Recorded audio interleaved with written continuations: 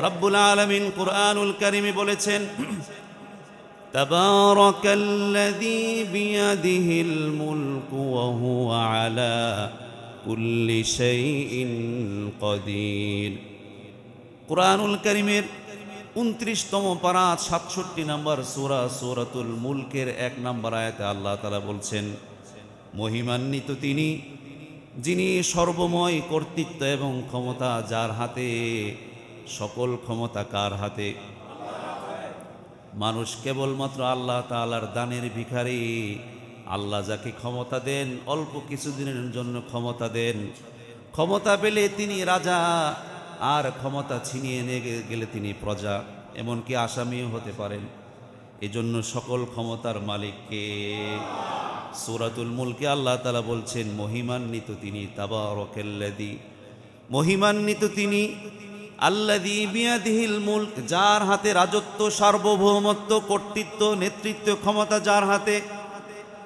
বিয়াদিহিল খায়র, তার হাতে সকল রাজত্ব। ওয়া হুয়া আলা কুল্লি শাইইন কাদির, তিনি সকল বিষয়ের উপর ক্ষমতাবান। আমরা কিছুর উপরে ক্ষমতাবান না।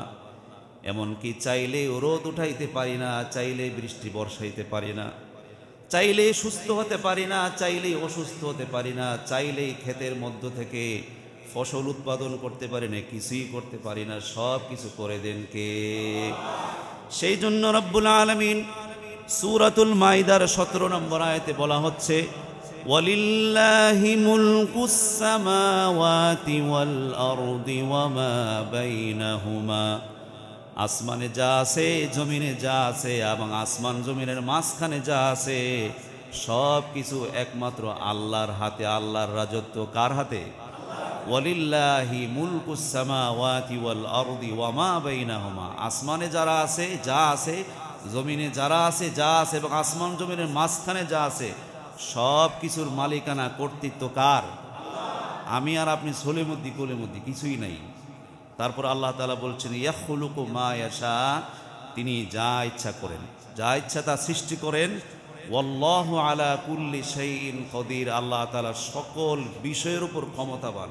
এমন কোনো বিষয় নেই, এমন কোনো সাবজেক্ট নেই যেই বিষয়ে আল্লাহ তাআলার দক্ষতা, আল্লাহ তাআলার ক্ষমতা সেখানে নেই। সব জায়গায় আল্লাহ তাআলার ক্ষমতা, কর্তৃত্ব বিরাজমান। তারপরে আল্লাহ তাআলা বলছেন, আলম তা'লাম আন্নাল্লাহা লাহু মুলকুস সামাওয়াতি ওয়াল আরদ, আল্লাহ তার নবীকে বলতেছেন, হাবিব তুমি কি জানো না আসমান এবং জমিনের সার্বভৌমত্ব আল্লাহর। যেমন কুরআনুল কারীমে সূরাতুল ফিল আল্লাহ তাআলা বলছেন, আলাম তারা কাইফা ফাআলা রাব্বুকা বিআসহাবিল ফিল, তুমি কি দেখো নাই তোমার রব হাতিওয়ালাদের সাথে কেমন ব্যবহার করেছেন? প্রশ্ন, আল্লাহ প্রশ্ন করছেন তার হাবিবকে, আলাম তারা, আপনি কি দেখেন নাই, কাইফা ফাআলা রব্বুকা, আপনার রব কেমন করেছেন, বিআসহাবিল ফিল, হাতিওয়ালাদের সাথে কেমন ব্যবহারটা করেছেন, আপনি কি দেখেন নাই? আর এখানে বলছেন আলাম তা'লাম, আপনি কি জানেন না? আলাম তা'লাম, আপনি কি জানেন না আন্নাল্লাহা লাহু মুলকুস সামাওয়াতি ওয়াল আরদ, আসমান এবং জমিনের সকল রাজত্ব তার, এটাকে আপনি জানেন না? তারপর আল্লাহ তাআলা বলছেন, ইউআযযিবু মান ইয়াশা, তিনি যাকে ইচ্ছা শাস্তি দেন। শাস্তি দেন কে? ইউআযযিবু মান ইয়াশা, যাকে ইচ্ছা শাস্তি দেন। ওয়া ইয়াগফিরু লিমান ইয়াশা, যাকে ইচ্ছা ক্ষমা করে দেন। তিনি শাস্তিও দিতে পারেন, চাইলে ক্ষমাও করে দিতে পারেন। কিন্তু বাংলাদেশে অথবা পৃথিবীর কোথাও মানুষ মানুষকে ক্ষমা করে না, স্বজনপ্রীতির কারণে, রাজনৈতিক কারণে ক্ষমা করে না, নিরপরাধ নির্দোষ মানুষকে ক্ষমা করে না। কিন্তু আল্লাহ তাআলা বলেন যে তোমাদের দৃষ্টিতে কোনো ব্যক্তি যদি আকাশ পরিমাণ গুনাহ করে, কিন্তু আমি চাইলে ক্ষমা করে দিতে পারি। তোমাদের দৃষ্টিতে যে ব্যক্তি সামান্য অপরাধ করে নাই, আমি চাইলে তাকে শাস্তি দিতে পারি। সকল ক্ষমতা কার হাতে? এজন্য আল্লাহ তাআলা বলছেন, ইউআযযিবু মান ইয়াশা, তিনি যাকে ইচ্ছা শাস্তি দেন। ওয়া ইয়াগফিরু লিমান ইয়াশা, যাকে ইচ্ছা ক্ষমা করে দেন। ওয়াল্লাহু আলা কুল্লি শাইইন কাদির, আল্লাহ তাআলা সকল বিষয়ের উপর ক্ষমতাবান। চিল্লায় বলেন আল্লাহু আকবার। মানুষ হচ্ছে সামাজিক জীব, মানুষের সমাজ লাগে। যেমন ধরুন আপনার বাড়িতে উঠানে গাছের মধ্যে যে চড়ুই পাখি আছে, বাবুই পাখি আছে, তাদের সোসাইটি নেই, মানুষের মতো এমনভাবে সমাজ নেই। বনে জঙ্গলে যে সমস্ত পশু বসবাস করে তাদের আলাদা কোনো সমাজ নেই, সমাজের কাঠামো নেই। কিন্তু আমরা মানুষ সামাজিক জীব, এর জন্য আমাদের ইউনিটি আছে, আমাদের সোসাইটি আছে। এই কারণে আমাদের এই রাষ্ট্র পরিচালনার জন্য শাসক দরকার। রাষ্ট্র পরিচালনার জন্য আমাদেরকে শাসন করার জন্য, সুশৃঙ্খলা আনানোর জন্য, নেতৃত্ব দেওয়ার জন্য, দেশ পরিচালনার জন্য কি দরকার? শাসক দরকার। এই যে রাজত্ব ক্ষমতা, এটা হচ্ছে কোনো দেশে রাজা থাকা, কোনো দেশে শাসক থাকা জনগণের জন্য আল্লাহর নেয়ামত। বুঝতেছেন কথা? এই যে দেখেন, আজকে গত দিনের আগ পর্যন্ত যে 4 দিন দেশে সরকার ছিল না, সারা দেশে কি পরিমাণ লুটপাট, অগ্নিসংযোগ, সরকারি বাসভবন, তারপরে থানা, বিভিন্ন উপজেলা, যেই পরিমাণ অগ্নিসংযোগ করা হয়েছে, এর একমাত্র কারণ কি ছিল? সরকার নেই কারণে। এই জন্য বলা হচ্ছে যে রাজত্ব, শাসন এটা জনগণের জন্য নেয়ামত, আর এই রাজত্বটা শাসকদের জন্য আমানত। বুঝতেছেন কথা? আমাদের জন্য রাজা থাকা, সরকার থাকা, এটা হচ্ছে আমাদের জন্য নেয়ামত। আর রাজাদের জন্য এই যে কর্তৃত্ব, নেতৃত্ব, ক্ষমতা, এটা হচ্ছে আমানত। কিন্তু পৃথিবীর অধিকাংশই রাজারা, শাসকেরা এই আমানত রক্ষা করতে পারে না। ক্ষমতার লোভে আরেক টার্ম যাক, আরেক মেয়াদ যাক, আরেক পিরিয়ড যাক, এভাবে বছরের পর বছর শুধু ক্ষমতা আঁকড়ে ধরে রাখার প্রতিযোগিতা সারা বিশ্বে আছে না নাই? এটা একটু পরে বলতেছি। এজন্য রাষ্ট্র পরিচালনার জন্যে এবং জনগণের জন্য একজন ন্যায়পরায়ণ শাসক সারা পৃথিবীর সকল দেশেই দরকার। আমরা কি চাই? আমরা চাই একটা চাকরি পেতে যেন ঘুষ দিতে না হয়। আমরা চাই কোথায় গিয়ে যেন আমরা হেনস্থার শিকার না হই। আমরা চাই 4টা ডাল ভাত যেন স্বাধীনভাবে খেতে পারি। সারা পৃথিবীতে, সারা দেশে, গোটা জনপদে আমরা যেন স্বাধীনভাবে কথা বলতে পারি। এই মৌলিক কিছু অধিকার আমরা চাই, আর কিছুই চাই না। এজন্যে একটা রাষ্ট্রের জন্য জনগণ দরকার এবং ন্যায়পরায়ণ শাসকও দরকার। তাহলে পুরা পৃথিবীটা হয়ে যাবে দুনিয়ার বেহেশত। কোন সুবহানাল্লাহ বিহামদি। ধন সম্পদ থাকা এটা ধনীদের জন্যেও যেমন দরকার, গরিবদের জন্য দরকার। আর পৃথিবীতে ধনী থাকা এটা গরিবদের জন্য আল্লাহর নেয়ামত। পৃথিবীতে ধনী থাকা, ধনী লোক থাকা গরিবদের জন্য আল্লাহর নেয়ামত। আর ধন সম্পদগুলো ধনীদের জন্য আমানত। ধনী ছাড়া চলবে না পৃথিবীর বিভিন্ন দেশ, বিশেষ করে আফ্রিকা অঞ্চলের, আফ্রিকা মহাদেশের দেশগুলো, পৃথিবীর অনেকগুলো দেশ দৈনিক 3 বেলা না 1 বেলাও খাবার খেতে পারে না। তাদের দেশে আয় নাই, উন্নতি নেই, শুধু দাঙ্গা হাঙ্গামা। সাইবেরিয়া বলেন, তারপরে হচ্ছে আপনার সুদান বলেন, তারপরে সিয়েরা লিওন বলেন, তারপরে এমন বহু দেশ আছে আফ্রিকান মহাদেশে 3 বেলা কি 1 বেলাও খাবার খেতে পারে না। বাংলাদেশ সেনাবাহিনী কর্তৃক এই যে জাতিসংঘের অধীনে মিশনে যারা যায়, একজন সৈনিকের জন্য 24 ঘন্টায় মাত্র 16 লিটার পানি বরাদ্দ, মাত্র 16 লিটার। এই 16 লিটার পানি দিয়ে সে অজু করবে, গোসল করবে, খাবে, কাপড় চোপড় ধুইবে। তাও আবার অনেক দূর থেকে ট্রাক দিয়ে ড্রাম করে সেই পানি নিয়ে আসা হয়। একজন সৈনিকের জন্য মাত্র 16 লিটার পানি বরাদ্দ। চিন্তা করছেন কত কষ্ট। এরকম প্রত্যেক দেশেই নাগরিক দরকার এবং ন্যায়পরায়ণ শাসক দরকার, ধনীও দরকার, গরিবও দরকার। যেমন ধরুন সৌদি আরব পৃথিবীর অন্যতম ধনী দেশের মধ্যে একটা দেশ। আর আল্লাহ তাআলা এতই বরকত দিয়েছেন, কদিন পরে পরে স্বর্ণের খনি বের হয়, তেলের খনি বের হয়, আর আমার সোনার বাংলাদেশে চুরের খনি বের হয়। ঠিক না বেঠিক? আগে গ্রামগঞ্জে যে শীত কাটা চুর, শীত বুঝেন তো, ওই যে মাটির তলে দিয়া গাঁথা কইরা সেরে ভিতরে যে চুর ঢুকতো, শীত কাটা, আঞ্চলিকভাবে হিন করা বলে। শীত কাটা চোরেরা, তাদের লেখাপড়া ছিল না, মূর্খ মানুষ, সাইন করতে জানতো না। চোর প্রাইমারি লেভেলের নিচে ছিল চোর। আর আজকে যারা চোর, এক একজন চোর MA পাস করা, PhD ধারী, PhD হোল্ডার, এক একজন BCS ক্যাডার। আর চুরির পরিমাণ হাজার হাজার কোটি টাকা। চিল্লায় বলেন ঠিক কিনা? আগে চুরি করতো মূর্খ মানুষেরা, আর এখন সরকারি চেয়ারে বসে বসে শিক্ষিত মানুষেরা মিডিয়ার সামনে মিঠা মিঠা কথা বলে, আর হাজার হাজার কোটি টাকা কিছুদিন পরে পরে ধরা পড়ে। আর বলে কি, আমার পিওনও তো মাত্র 400 কোটি টাকা মালিক। পিওন যদি 400 কোটি টাকার মালিক হয়, সারের কয়েক হাজার কোটি টাকার মালিক। গত পরশুদিন বাংলাদেশের একটা মিডিয়া কালবেলা পত্রিকা, এর অনলাইন ভার্সনে আমাদের কুমিল্লার যেই এমপি, ওনাকে বলা হয়েছে কুমিল্লার ফেরাউন। কি বলছে? নাউজুবিল্লাহ, সুবহানাল্লাহ কইবেন। যিনি এখন নাই দেশে, ওনাকে বলা হয়েছে কুমিল্লার ফেরাউন। এই আওয়ামী মিডিয়াই বলছে কুমিল্লার ফেরাউন। অর্থাৎ সময় যখন চেঞ্জ হয়ে যায়, পরিবর্তন হয়ে যায়, প্রত্যেকটা মানুষের অন্তরে পুঞ্জীভূত যত ক্ষোভ সব কিছুই অকপটে বের করে দেন কে? সেই কারণে আল্লাহ তাআলা বলছেন, ওয়াল্লাহু ফাদ্দালা বা'দাকুম আলা বা'দিন ফির রিজক। রিজিকের ক্ষেত্রে, জীবন উপকরণের ক্ষেত্রে আল্লাহ তোমাদেরকে একের উপর অপরকে শ্রেষ্ঠত্ব দিয়েছেন। একজনকে ধন সম্পদ দিয়েছেন, আরেকজনকে তার চেয়ে বেশি দিয়েছেন, আরেকজনকে আরো বেশি দিয়েছেন, আরেকজনকে আরো বেশি দিয়েছেন। আল্লাহ তাআলা বলছেন, ওয়াল্লাহু ফাদ্দালা বা'দাকুম আলা বা'দিন ফির রিজক। আল্লাহ তাআলা তোমাদের একের উপর আরেকজনকে ধন সম্পদে শ্রেষ্ঠত্ব দান করেছেন। আপনি বলবেন, বাংলাদেশের কয়েকটা ব্যাংকে আমার 1 কোটি টাকা জমা আছে, খোঁজ নিয়ে দেখবেন আরেকজনের 2 কোটি আছে, আবার খোঁজ নিয়ে দেখবেন আরেকজনের 500 কোটি টাকা আছে, খোঁজ দিবেন আরেকজনের 5000 কোটি টাকা আছে। মানে একজনের চেয়ে একজনের ধনী, ধন বেশি, সম্পদ বেশি। সম্পদগুলো দান করেন কে? হালাল ভাবে হোক, হারাম ভাবে হোক, আল্লাহ তাআলা বলছেন, ওয়াল্লাহু ফাদ্দালা বা'দাকুম আলা বা'দিন ফির রিজক। রিজিকের ক্ষেত্রে, জীবন উপকরণের ক্ষেত্রে আমি আল্লাহ একজনের উপর আরেকজনকে শ্রেষ্ঠত্ব দান করে। আওয়াজ করে বলেন সুবহানাল্লাহ। তারপরে আল্লাহ তাআলা বলছেন, নাহনু কাসামনা বাইনাহুম মাঈশাতাহুম ফিল হায়াতিদ দুনিয়া। আমি পার্থিব জীবনে মানুষের রিজিক বন্টন করি। কোনো ব্যক্তি মেধা দিয়ে বড়লোক হতে পারে না, শুধু চেষ্টাই কেউ বড়লোক হতে পারে না। আল্লাহ যাকে টাকা দেন তার পড়াশোনাও লাগে না, মেধাও লাগে না, এমনি বড়লোক হয়ে যায়। আপনি ক্লাসের ফার্স্ট বয় ছিলেন, প্রথম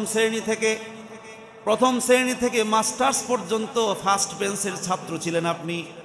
আপনার চেয়ে বেশি নাম্বার কেউ পায় নাই, অথচ আপনি এখনো একটা চাকরিও পান নাই।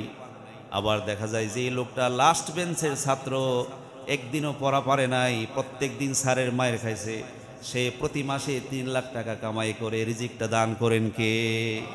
আল্লাহ তাআলা বলছেন, ঘাবড়ায়ও না, মনক্ষুণ্ণ হয় না। নাহনু কাসামনা বাইনাহুম মাঈশাতাহুম ফিল হায়াতিদ দুনিয়া। পার্থিব জীবনে রিজিক বন্টনটা আমি করি। আমি করি মানে আল্লাহ করে। রিজিক বন্টন কে করেন? জোরে বলেন না, কে করেন? আল্লাহ তাআলা রিজিক দান করেন। তবে রিজিক বেশি পেলে, ধন সম্পদ বেশি হলেই কোনো মানুষ শ্রেষ্ঠ হয়ে যায় না। কারণ হচ্ছে এই হায়াতের জিন্দিগিটা বড় জোর। একজন মানুষ ধনী হয় কয় বছরে? 40 বছরের আগে তো কেউ ধনী হয় না। 40-35 এরকম বয়সে মানুষ ধনী হয়। সম্পদটা ভোগ করার আগে সে ক্যান্সারে আক্রান্ত হয়ে যায়, জটিল দুরারোগ্য ব্যাধিতে আক্রান্ত হয়ে যায়। একদিন ঠুস শোনা গেছে অমুক তো নাই। বড় জোর 4-5 বছর একটু আরাম আয়েসে খাইলেন, ঘুরলেন, শেষ, এরপর নাই।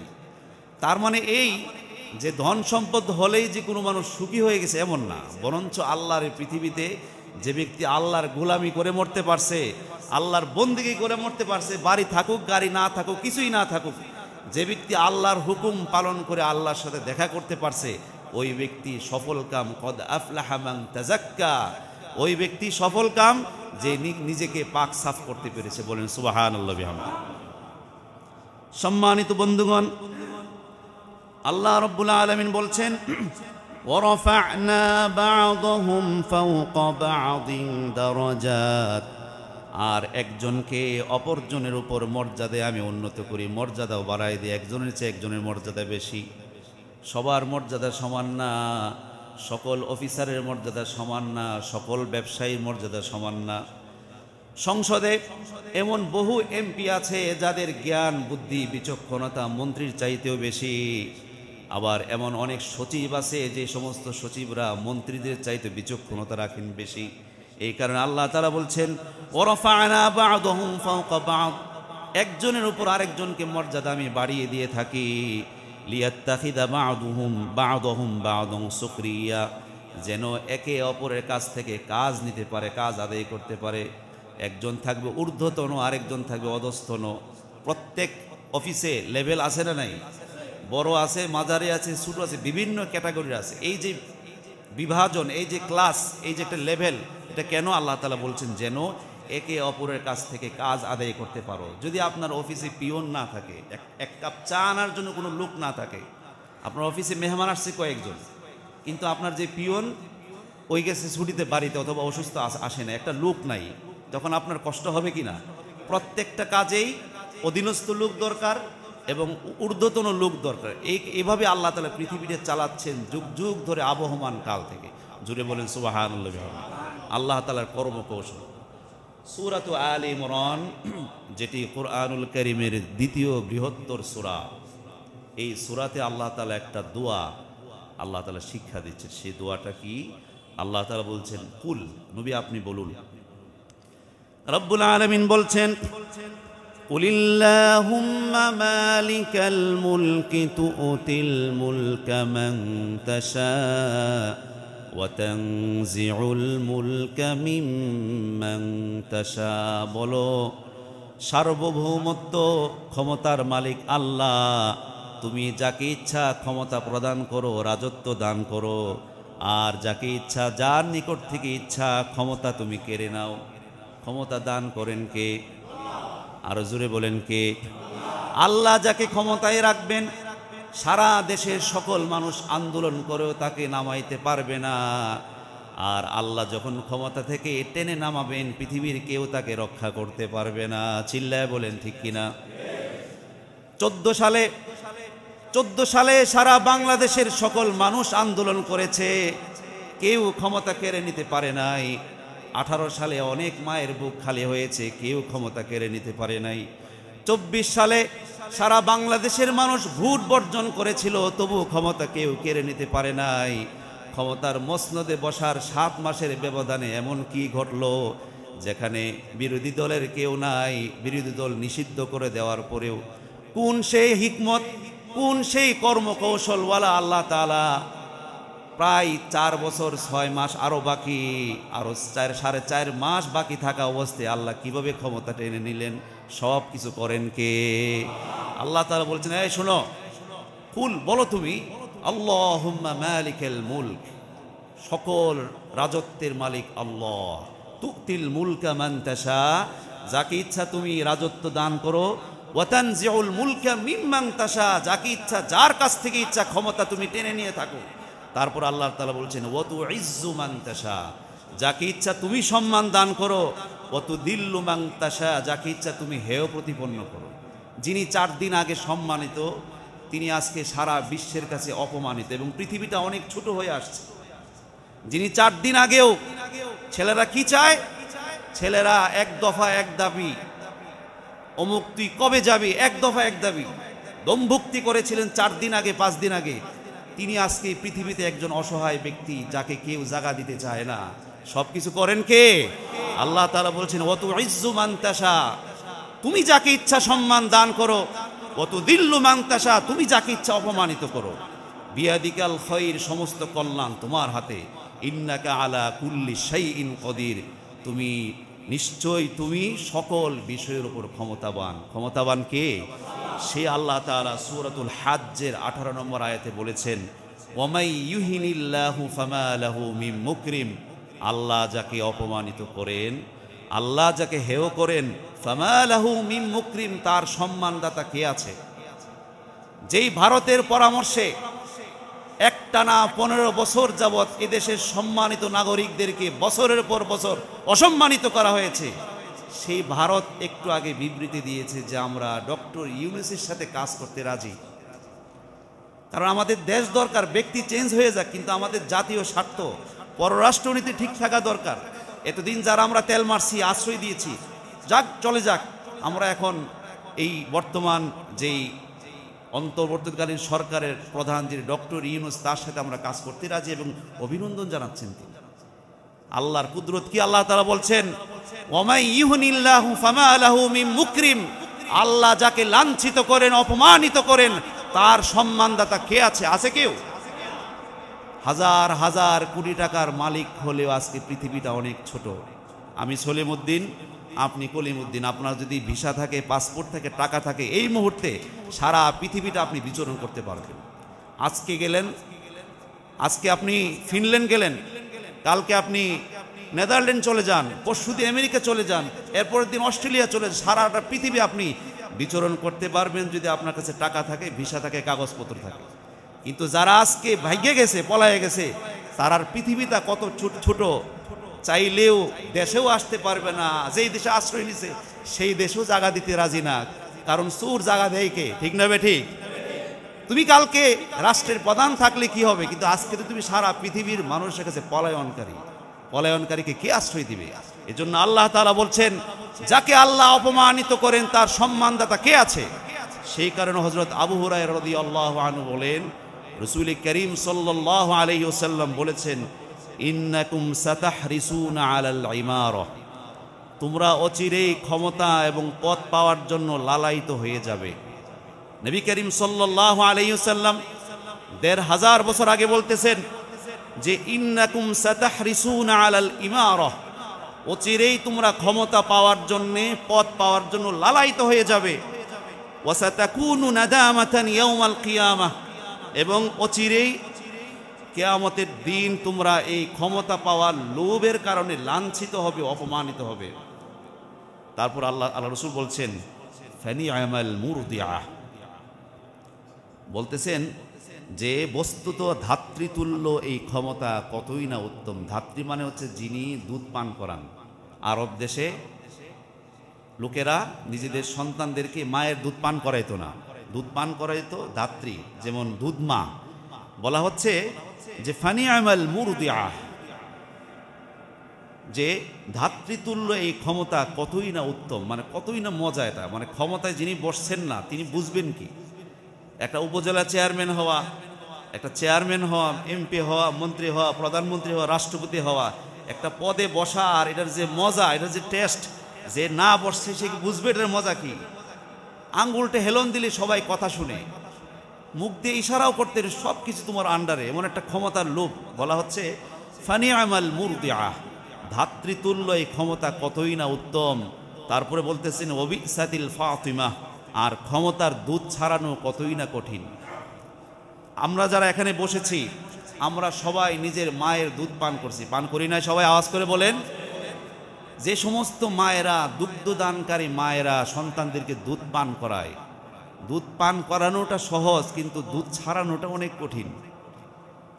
বাচ্চা বারবার কাঁদে দুধ পান করার জন্যে, মায়ে কি কয়, মায়েকে এটা আকা আকা আকা, মানে এটা খারাপ খারাপ ধরো না, কিন্তু তারপরে সন্তান মায়ের দুধে মুখ দেয় বারবার বারবার। একদিন দুই দিনে পারা যায় না, ৪-৫ দিন, ৬-৭ দিন বাচ্চাকে ভুলায় রাখতে হয়। অনেকে আছে মায়ের স্তরের মধ্যে তিতা জাতীয় কিছু লাগায় যেন বাচ্চা মুখ দিতে না পারে। এর জন্য রাসূল উপমা দিচ্ছেন যে শাসন ক্ষমতা, রাজত্ব এটা হচ্ছে দুধের মতো। বলা হচ্ছে যে ফানিআমাল মুরদিআ, ক্ষমতার দুধ পান করাটা অনেক উত্তম, কিন্তু ছাড়ানোটা অনেক কঠিন। কেউ ছাড়তে চায় না দুধের মজা। রাসূল করিম সাল্লাল্লাহু আলাইহি ওয়াসাল্লামের জন্য বলেছেন, ইন্নাকুম সাতাহরিসুনা আলাল ইমারা, অচিরেই তোমাদের মাঝে ক্ষমতার লোভ এবং বিভিন্ন পদের আকাঙ্ক্ষা সৃষ্টি হয়ে যাবে, লালায়িত হয়ে যাবে তোমরা। আর এই ক্ষমতার লোভের কারণে ওয়াসাতাকুনু নাদামাতান ইয়াউমাল কিয়ামাহ, কিয়ামতের দিন আল্লাহর দরবারে লাঞ্ছিত হবে। জোরে বলেন নাউযুবিল্লাহ। ক্ষমতার স্বাদ কেমন আপনি একটু সারা বিশ্বের দিকে তাকান। বর্তমান বিশ্বের অন্যতম একটা রাষ্ট্র হচ্ছে রাশিয়া, এবং পৃথিবীর সবচেয়ে বড় দেশ একসময় ছিল, এখনো বড় আছে। সেই দেশের প্রেসিডেন্ট ভ্লাদিমির পুতিন আজকে প্রায় 2 যুগেরও বেশি ধরে সে ক্ষমতায়। ওই দেশেও কিন্তু গৃহপালিত বিরোধী দল আছে, কিন্তু এগুলো নামকা ওয়াস্তে বিরোধী দল, হুসাইন মোহাম্মদ এরশাদের মতো দৈরা উঠায় বসাই ধরনের বিরোধী দল, ক্ষমতা ছাড়তে রাজি না। আপনি ইসরায়েলের দিকে তাকান, বেনিয়ামিন নেতানিয়াহু আজকে কত বছর ধরে সেখানে ক্ষমতা। ওই দেশে আন্দোলন হচ্ছে, মুদ্রাস্ফীতি হচ্ছে, কিন্তু ক্ষমতা থেকে এক চুল নড়তে রাজি না। এবার আপনি চীনের দিকে তাকান, চীনের যে প্রধান প্রেসিডেন্ট শি জিনপিং, সে আজকে কত বছর ধরে ক্ষমতায়, নড়ানড়ি নাই, লড়াচড়া নাই, প্রত্যেকটা অপোজিশন, প্রত্যেকটা মানুষের কণ্ঠরোধ করা হয়েছে। এবার আপনি ভারতের দিকে তাকান, সেখানেও প্রায় 3 পিরিয়ড ধরে মুসলমানদের উপর অবিচার, অত্যাচার, স্টিম রোলার চলছে, ক্ষমতা ছাড়তে রাজি নাই। এবার আপনি একটু পিছনের দিকে তাকান, লিবিয়াতে যান। লিবিয়ার প্রেসিডেন্ট মুয়াম্মার গাদ্দাফি 42 বছর রাষ্ট্র চালিয়েছে। কয় বছর? আপনারা 15 বছরে তো কষ্ট হয়ে যাচ্ছে। 15 বছর তো কিছুই না, 42 বছরে অর্ধেকের চেয়ে কম। মুয়াম্মার গাদ্দাফি চালাইছে 42 বছর, আর মৃত্যুটা কত করুণ মৃত্যু তার হয়েছে। এবার আপনি মিশরের দিকে তাকান, আনোয়ার সাদাতের পরে হুসনি মুবারক 32 বছর রাষ্ট্র চালিয়েছেন, সে আজকে এখনো জেলখানায়।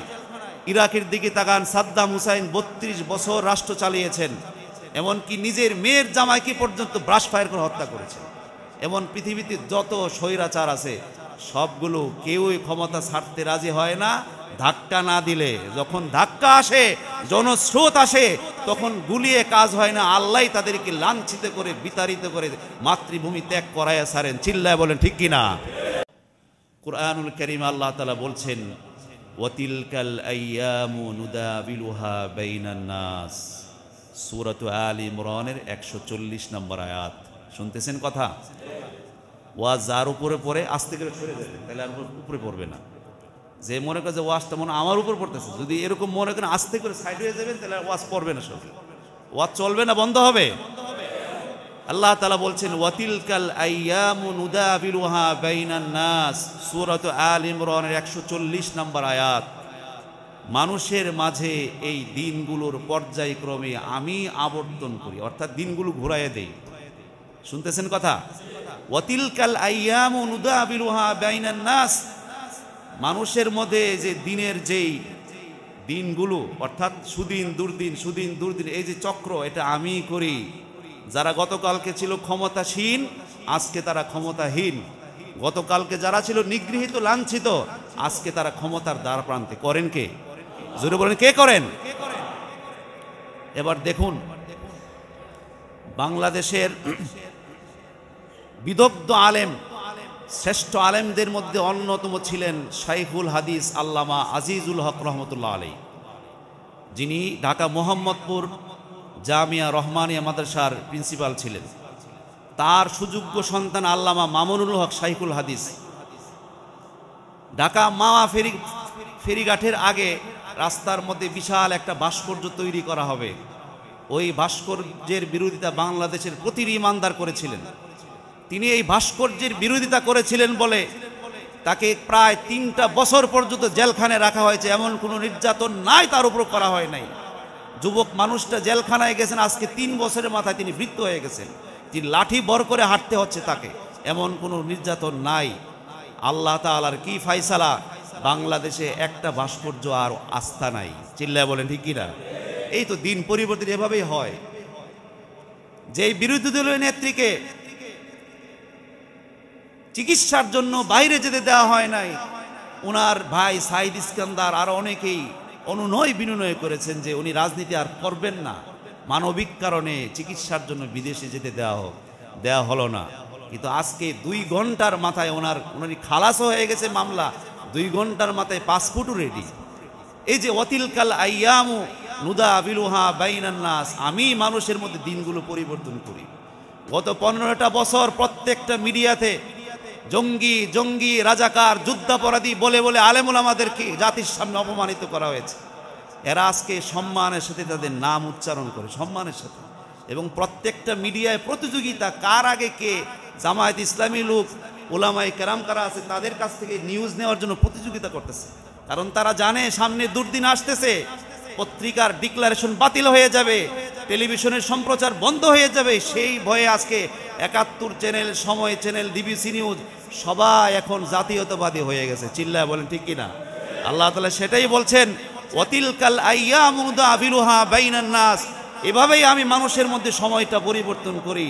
যারা 15টা বছর বাবার গান গেয়েছো, আজকে কোনো চ্যানেল আর বাবার গান গায় না, জনগণের গান গায়। সুবহানাল্লাহ বলবেন না? যেই লোককে বলা হয়েছিল, সাবেক 3 বারের প্রধানমন্ত্রীর সন্তানকে বলা হয়েছে সাজাপ্রাপ্ত আসামি, তার নাম উচ্চারণের সময় তারা বলতো সাজাপ্রাপ্ত আসামি, সাজাপ্রাপ্ত আসামি। আজকে সেই সাজাপ্রাপ্ত আসামির ভাষণ ভিডিও কাস্ট করার জন্য সাংবাদিকরা প্রতিযোগিতামূলকভাবে কার আগে কে ভিডিও ধারণ করতে পারবে, কারণ ভিউ বেশি হবে, কারণ চাহিদা এটা বেশি। যেই একটি দলকে, ইসলামিক দলকে 15 বছর যাবৎ তাদেরকে নিগৃহীত, অপমানিত করা হয়েছে। একটা ব্যানার নিয়ে একটা জায়গায় 5 জন লোক দাঁড়াইতে পারছে না, পিটাইয়া ঠান্ডা করে ফেলছে। সেই দলের লোকেরা আজকে সারা দেশে ওপেন তাদের দলীয় কার্যালয় খুলে পরিচালনা করছে। আজকে কেউ আর রাজাকার বলে না, চিল্লায় বলে ঠিক কিনা? ওয়াতিলকাল আইয়ামু দাবিলুহা বাইনান নাস। এভাবেই আমি মানুষের দিনগুলো পরিবর্তন করি।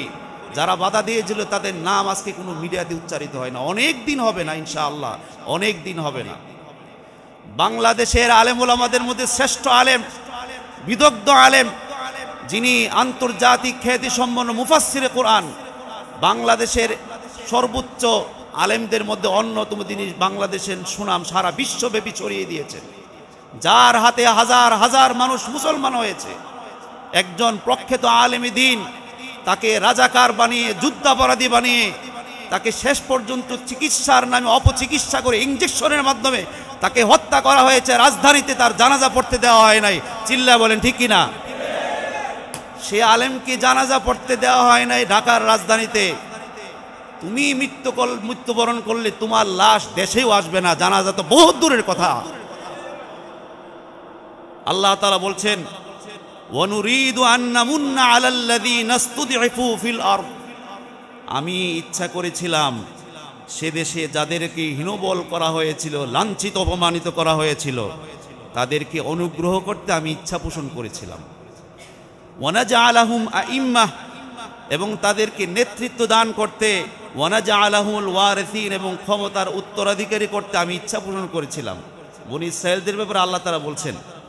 তারপর আল্লাহ তাআলা বলছেন, ওয়ানুমাক্কিনা লাহুম ফিল আরদ, যে এবং তাদেরকে দেশে ক্ষমতায় প্রতিষ্ঠিত করতে, এবং ওয়ানুরিয়া ফিরআউনা ওয়া হামানা ওয়া জুনুদাহুমা মিনহুম মা কানু ইয়াহদারুন, ফেরাউন, হামান এবং তার বাহিনীকে দেখিয়ে দিতে যে বিষয়ে তারা আশঙ্কা করত। অর্থাৎ ক্ষমতা ছুটে যাবে এই আশঙ্কায় একেবারে কনস্টেবল থেকে শুরু করে নিয়ে আইজিপি পর্যন্ত এমন কোনো পদায়ন নাই যেখানে দলীয়করণ করা হয় নাই, যেই কারণে বিদ্রোহ করার কোনো সুযোগ ছিল না। কিন্তু আল্লাহর মায়ের দুনিয়ার বাইরে যেই আশঙ্কা করেছিল সেই আশঙ্কায় শেষ পর্যন্ত ফলাফল ঘটল। প্রত্যেকটা সেনাবাহিনীর ক্যান্টনমেন্টে যত জিইউসি আছে, লেফটেন্যান্ট কর্নেল আছে, প্রত্যেকটার পেছনে গোয়েন্দা লাগানো আছিল। 15 বছর শ্বাস ফালানোর কোনো সুযোগ নেই, কার সাথে কথা বলে, কোথায় যায়, কোথায় এসে, সব কিছু নিয়ন্ত্রিত ছিল। কিন্তু সেই সেনাবাহিনী শেষ পর্যন্ত বলছে কি, ম্যাডাম আর সময় নাই, 45 মিনিট আছে, এর ভিতরে যদি আপনি না যান আমাদের কিছুই করার নাই, আমরা বাংলার মানুষের বুকে গুলি করতে পারবো না। চিল্লায় বলেন ঠিক কিনা? জন্য আল্লাহ তাআলা বলছেন, ওয়ানুরিয়া ফিরআউনা ওয়া হামানা ওয়া জুনুদাহুমা, ফেরাউন, হামান তার দলবলগুলোকে দেখিয়ে দিতে চেয়েছিলাম, মিনহুম মা কানু ইয়াহদারুন, তারা যে আশঙ্কা করেছিল সেই আশঙ্কা আমি সত্য পরিণত করে দিয়েছিলাম। জুড়ে বলেন আল্লাহু আকবার। সম্মানিত বন্ধুগণ, কুরআনুল কারীমে আল্লাহ তাআলা বলছেন, কাম তারাকু মিন জান্নাতি ওয়া উয়ুন, তারা পেছনে রেখে গিয়েছিল কত বাগান, কত ঝর্ণা। ফেরাউনের কথা আল্লাহ তাআলা বলতেছেন, ফেরাউন যখন মুসা আলাইহিস সালাম এবং বনী ইসরাঈলের পেছনে ধাওয়া করছিল, সবাই, দেশের একটা লোকও বাকি নাই, সবগুলো মুসার পেছনে ধাওয়া করছিল, পুরোটা দেশ খালি হয়ে গিয়েছিল। ওই কথাটা আল্লাহ তাআলা বলছেন, কাম তারাকু মিন জান্নাতি ওয়া উয়ুন, তারা পেছনে রেখে গিয়েছিল কত উদ্যান, কত প্রস্রবণ, কত ঝর্ণা। ওয়াজুরুই ওয়া মাকামিন কারীম, কত শস্য ক্ষেত্র, কত সুরম্য প্রাসাদ রেখে গিয়েছিল। ওয়া না'মাতিন কানু ফিহা ফাকিহিন, কত বিলাসবহুল উপকরণ রেখে গিয়েছিল যার মধ্যে তারা আনন্দ করত, উল্লাস করত। কাযালিকা ওয়া আওরাসনাহা কওমান আখরিন, ঠিক এমনটাই ঘটেছিল। আর ওই রাজত্ব আমি ভিন্ন একটি সম্প্রদায়কে দান করেছিলাম। ফামা বাকাত আলাইহিমুস সামাউ ওয়াল আরদু ওয়া মা কানু মুনযরিন, তাদের জন্য আসমান এবং জমিনের কেউ কাঁদে নাই।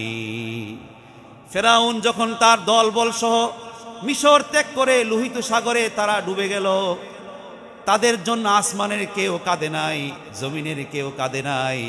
ঠিক 3000 বছর আগে যে ঘটনা ঘটেছিল, আজকে আমাদের বাংলাদেশে এমন একটি দৃশ্য, বিদায়ের কারণে কেউ কাঁদে না, বরং সবাই হাসি খুশি।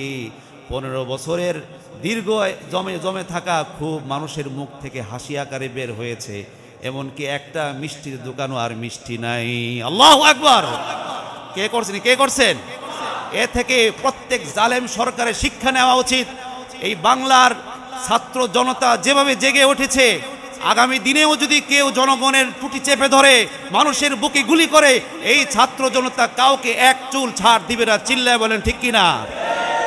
আলহামদুলিল্লাহ, সকল প্রশংসা আল্লাহর। গত 3 দিন যাবৎ আমরা দেখেছি, এমনকি গতকালকে পরশুদিন সোনার বাংলা কলেজের সামনে দেখলাম একটা পুকুর হয়ে গেছে, গর্ত। সেখানে স্কুলের ছেলেরা, এমনকি সিয়ামও ছিল, দেখলাম সেখানে এই জায়গাটা ভরাট করছে। বরাসার, কুমিল্লা, কান্দির পার্শ্ব, কালকে আমি পুরা কুমিল্লা শহরটা করছি, প্রত্যেকটা জায়গায় ছেলেরা এমনভাবে ট্রাফিকের দায়িত্ব পালন করতেছে যে আসল ট্রাফিক থাকলেও তো তোরা শৃঙ্খলা থাকতো এমন না, একদম এক চুল এদিক সেদিক নাই। এবার চিন্তা করেন, এই সমস্ত নির্মোহ যাদের ক্ষমতার লোভ নেই, নিঃস্বার্থভাবে ছাত্র সমাজ যেভাবে ডিসিপ্লিন বজায় রেখেছে। গতকালকে সারা বাংলাদেশের সকল বাজারগুলো মনিটরিং করা হয়েছে। দাপ্পাবাজি, চান্দাবাজির আর কোনো সুযোগ নেই। প্রত্যেকটা স্টেশনে স্টেশনে জিবি জিবি জিবি। মিরপুর থেকে শাসনগাছা পর্যন্ত একটা সিএনজি ড্রাইভার রাস্তায় রাস্তায় 250 টাকা তার দিতে হয়। এই কারণে ওই ব্যক্তি স্পিড গাড়ি চালায়, না চালাইলে তো তার টাকা উঠবে না। আজকে যুব সমাজ জেগেছে, প্রত্যেকটা স্টেশনে চাঁদাবাজি বন্ধ হয়েছে। আমরা চাই যুবকদের নেতৃত্বে এই জাতি, এই দেশ নতুন করে সংশোধন হবে, আর প্রত্যেক জালিম এবং চাঁদাবাজদের টুটি চেপে ধরবে। আল্লাহ তাআলা সবাইকে কবুল করুন। সবাই পড়ছে আমিন। দুঃসংবাদ হচ্ছে এই যে বিগত কিছুদিন ধরে বিরোধী দল অর্থাৎ ক্ষমতাহীন দলের উপজেলা চেয়ারম্যান এবং নেতৃত্ব পর্যায়ের যে সমস্ত লোকদের বাড়িঘর যারা জ্বালিয়েছেন, তারা মারাত্মক অন্যায় করেছেন। আপনি মজলুম বলেই আরেকজনের প্রতি জুলুম করতে পারবেন না। দেশে আইন আছে, আইনের আওতায় এনে সরকার পরবর্তী সরকার যেই বিচার করে করুক, কিন্তু আপনি নিজের হাতে আইন তোলার কোনো সুযোগ নেই। বিভিন্ন থানা, তারপরে পুলিশ সদর দপ্তর, যে সমস্ত জায়গায় পুলিশকে হত্যা করা হয়েছে, বিনা অপরাধী পুলিশদেরকে হত্যা করা হয়েছে, থানা জ্বালিয়ে দেওয়া হয়েছে, পুলিশের গাড়ি জ্বালিয়ে দেওয়া হয়েছে, সবগুলো সরকারি সম্পদ, দেশের সম্পদ। এই যে জ্বালাই দিছর আগের ছুটে, এগুলো তো আবার কিনতে হবে নতুন করে। একটা থানায় কত হাজার নথিপত্র থাকে, কাগজপত্র থাকে। আজকে আপনি একটা মামলা করতে যাবেন, পুলিশ নাই। আপনি একটা জরুরি কাজে পুলিশের সহযোগিতা, পুলিশ নাই, আনসাররা পাহারা দিতেছে। যারা এই কাজটি করেছেন তারা যেই দলেরই হোক, এরা দেশের ক্ষতি করেছেন, জাতির ক্ষতি করেছেন। আল্লাহ তাআলা আমাদের সকলকে বুঝ দান করুক। সকলে আওয়াজ করে পড়ছি আমিন। আজকের এই আলোচনার পরে আমার চাকরি থাকলে থাকছে, না থাকলে না থাকছে, রিজিকের মালিক আল্লাহ। যেদিন আমি এতটুকু বুঝছি যে আমার রিজিক আল্লাহর হাতে, চাকরি আমারে বাঁচায় না, ওই দিন থেকে আমি কোনোদিন মসজিদের মিম্বরে বসে হক কথা বলতে পিছপা হয় নাই। যদি ফাঁসির দড়িও গলায় আসে, ইনশাআল্লাহ পিছপা হব না যতদিন হায়াত থাকে। আল্লাহ তাআলা আমাকে ইমানের উপর অটল থাকার তৌফিক দান করুন। সকলে পড়ছি আমিন।